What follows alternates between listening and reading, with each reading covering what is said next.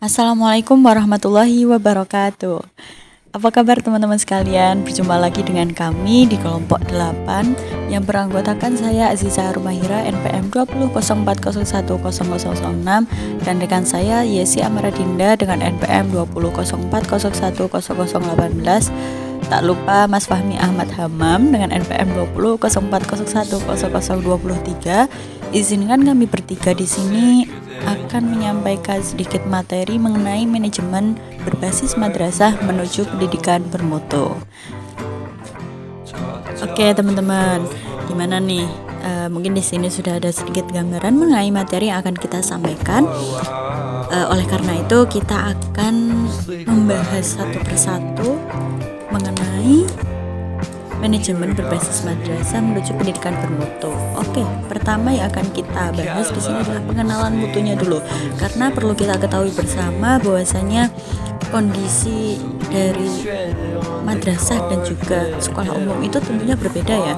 Nah, itu yang harus kita selaraskan, kita luruskan dulu arah pikir kita, di mana sih letak perbedaannya. Oke, kita mengambil 3 perbedaan yang mana pertama itu adalah mayoritas madrasah pada semua jenjang itu berstatus swasta. Bahkan madrasah yang berstatus negeri pada awalnya adalah madrasah swasta, yang mana dia dikonversi menjadi madrasah negeri. Seperti proporsinya adalah MI, MTS, dan juga MA negeri itu hanya 5%. Kemudian yang kedua itu ada masyarakat yang memilih madrasah itu lebih banyak didorong oleh motif praktis atau ekonomis. Nah, yang ketiga nih adalah rendahnya sumber daya kependidikan. Ya, setelah kita mempelajari mengenai pengenalan mutu, maka kita lanjutkan. Ada karakteristik pendidikan bermutu. Nah, kira-kira ada apa aja nih teman-teman? Siapa yang tahu? Ayo.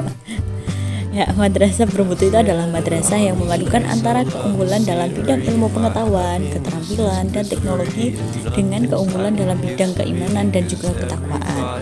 Nah, keunggulan dalam bidang ini meliputi beberapa bidang nih. Ada bidang ilmu pengetahuan, keterampilan, dan teknologi yang mana selama ini dimiliki oleh sekolah umum. Sementara keunggulan dalam bidang pengetahuan keagamaan, keilmuan, dan juga ketakwaan itu dimiliki oleh lembaga pendidikan madrasah atau pesantren.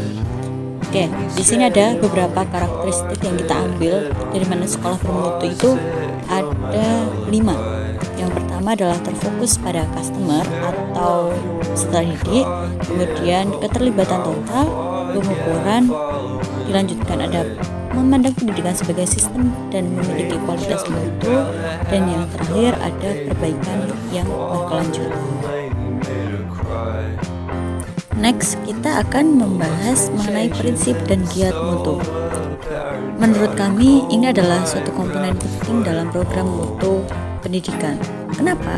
Karena hal itu akan mengembangkan sistem pengukuran yang memungkinkan para profesional pendidikan untuk mendokumentasikan dan menunjukkan nilai tambah pendidikan bagi siswa dan komunitasnya. Nah, penyelesaian yang cepat tidak akan memecahkan masalah pendidikan, melainkan penyelesaian itu harus bertahap.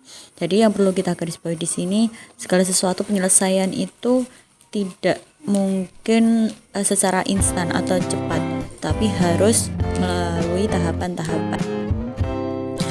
Oke, untuk pembahasannya selanjutnya ada prinsip pokok dari Deming atau pakar mutu. Di sini ada 4 prinsip yang harus kita ketahui bersama. Yang pertama adalah anggota dewan sekolah itu dan administrator harus menerapkan tujuan mutu pendidikan yang akan dicapai. Kedua, menekankan pada upaya pencegahan kegagalan pada siswa. Itu bukan hanya untuk mendeteksi kegagalan setelah peristiwanya terjadi. Namun ada prinsip yang ketiga, yaitu penggunaan metode kontrol statistik.